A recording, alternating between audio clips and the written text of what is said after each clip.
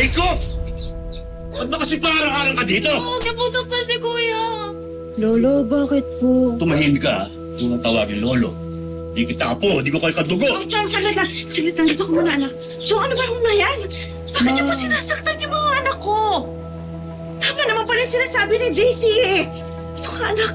Ba't ba kasi lumalabas ng kwarto yung mga yan? Diba sabi ko sa kwarto lang kayo? Pampasikip kayo sa bahay ko eh. Chong naman, iligal yung ginagawa ninyo ha. Pwede kayo makulong dyan.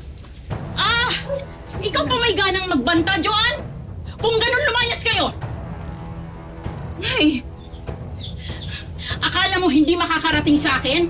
Kalat na sa buong barangay ang kalandian mo! Kakamatay lang ng asawa mo! May malubhang sakit yung dalawang anak mo! Anong yatupag mo? Yung pakikipagharutan doon sa tricycle driver? huh? Nay, saan niyo narinig yan ha? Tsaka bakit mas naniniwala pa kayo sa sinasabi ng ibang tao kaysa sa sarili ninyong anak? Hindi ko kailangan bumasi sa sinasabi ng iba.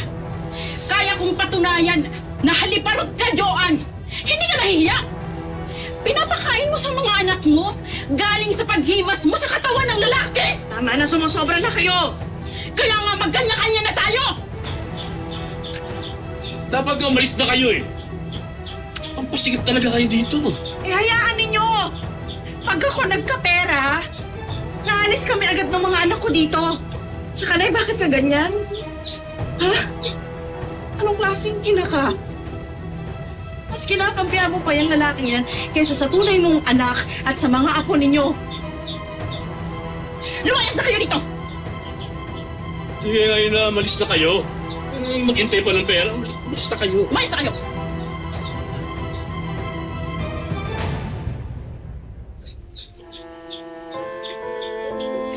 Anak, pasensya ka na.